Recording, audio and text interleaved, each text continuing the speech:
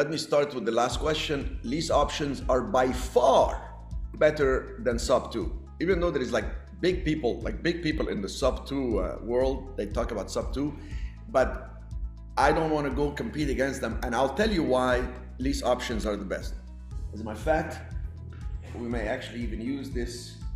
All right. So imagine a lease with an option to buy is something that somebody want to sell a property, and you go in, and let's say, just use simple numbers. You tell them, I'll give you $10,000. This is too light. Let me see here. I'll give you, you tell the guy, I'll give you $10,000 option to buy your property for $100,000 within 2 years. So this 10,000, I don't know if you can see it well over there, but anyway, this 10,000 is what's called an option consideration. That's a correct wording. This is usually non-refundable. It gives you the right, but not the obligation to buy the property. Boom. Now you lock in a price for a period of time. That's called really a strike price. But anyways, it's $100,000, the purchase price within 2 years.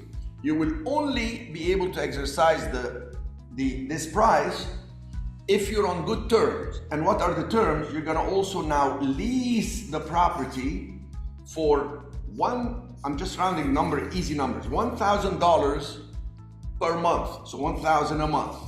This is a one-time payment of an option that's non-refundable. You're gonna lose that money if within 2 years you don't buy it. But if you buy it within the 2 years, you can buy it for $100,000, and that option money will go toward the purchase price. You then have $1,000 a month lease payment. When you have a lease, you must have a lease deposit, and that lease deposit is refundable. And let's say we're gonna put $1,000 lease deposit. So now you truly have two things. A lease, you make the payment monthly.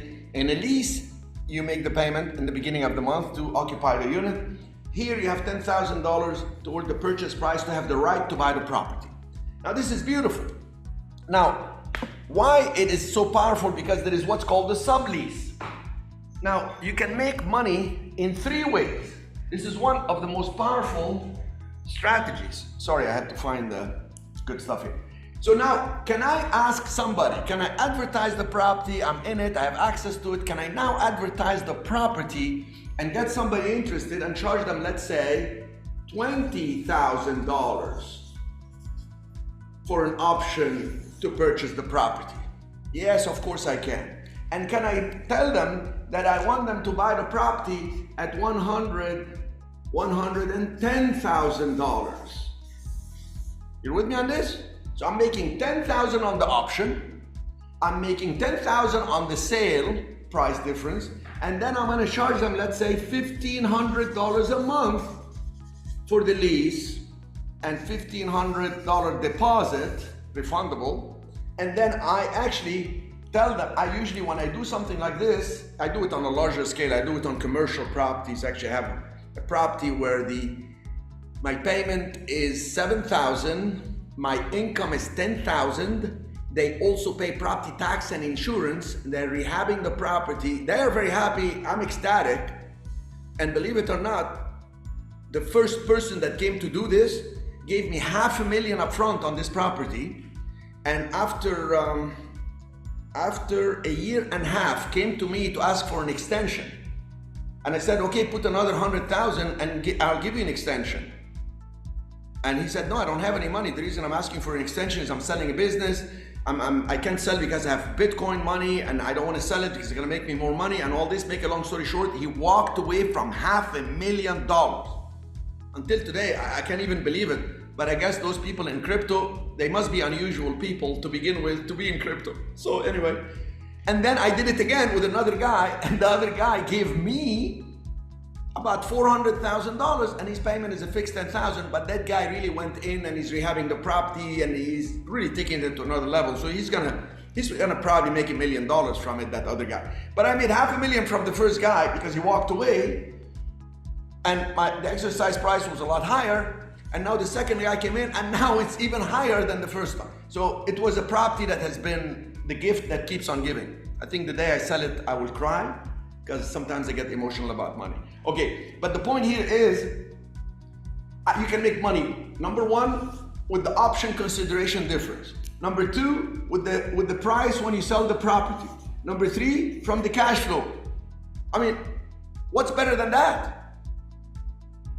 Now, the only thing I like to do, you said what to watch for. Let's watch, I like to watch for some things. You see, I have a 2-year lease with option to buy. I don't like to give them the 2 years. I like to say 1 year. Why? Because if the guy in 1 year says, I can't exercise my option, you know what? I don't think the market is gonna be, I'm getting divorced, my dog died, whatever the problem happened, they change their mind. Can you refund me some of the option money? I'm sorry, read the contract.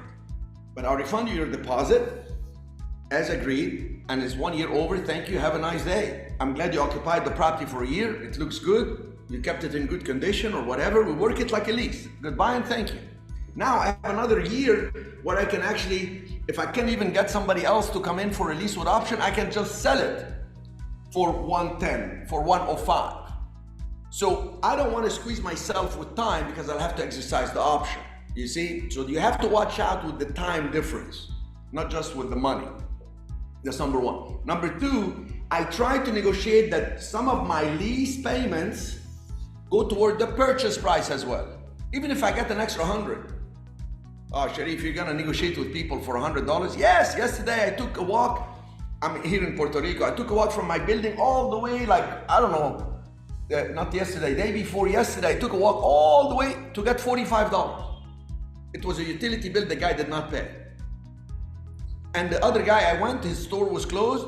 I sent him an email. He came this morning, he texted, he said, is anybody in the office? I come and give you, his was $225 though. But that was worth going down the stairs, picking up the check, you understand?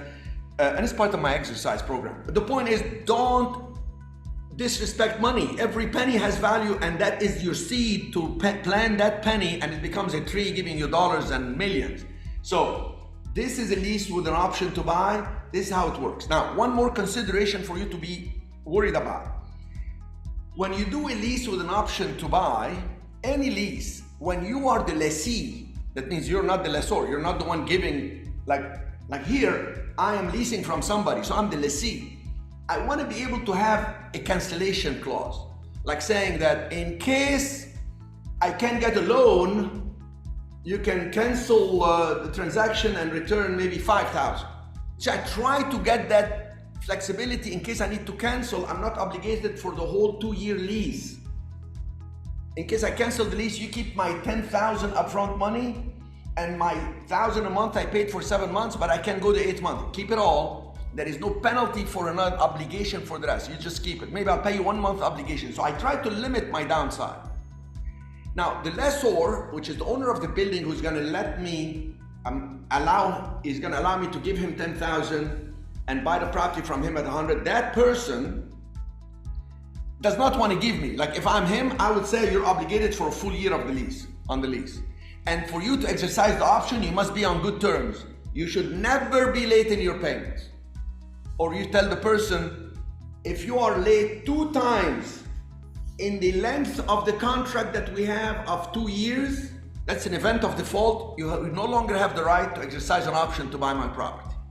So you see, you have to understand, what role am I playing? Which hat am I wearing here? Am I the buyer? Am I the lessee? Or am I the lessor and the seller? Which one am I? And then you write the contract clearly, and that's how you do it. Okay. If you guys are excited, you continue your excitement very well. I mean, 3 ways to make money. All right. Very, very, very nice way to make money. I love lease options. Love them. And then guess what? It doesn't affect, this guy has a loan with the bank, first lien, second lien, he's got whatever. It's not my problem. When I do a lease with an option to buy, one more thing to check is you run the title to make sure there is no other liens and obligations. And when I take that option to buy, I actually record it. We say that Seller agrees to sign necessary documents to put a lien on the property with the option. It puts cloud on title. So he doesn't takes $10,000 from me and then gives me the option to buy his property, and then he goes and sells the property to somebody else. You see? So you cloud the title. This way the title company will never be able to transfer title unless they go through me. Hey, you have an option here. What's going on? He's trying to sell it. I say, hey, I'm not signing off. And then I can call him. Hey, you want to buy my option that I gave you? It's $25,000 now.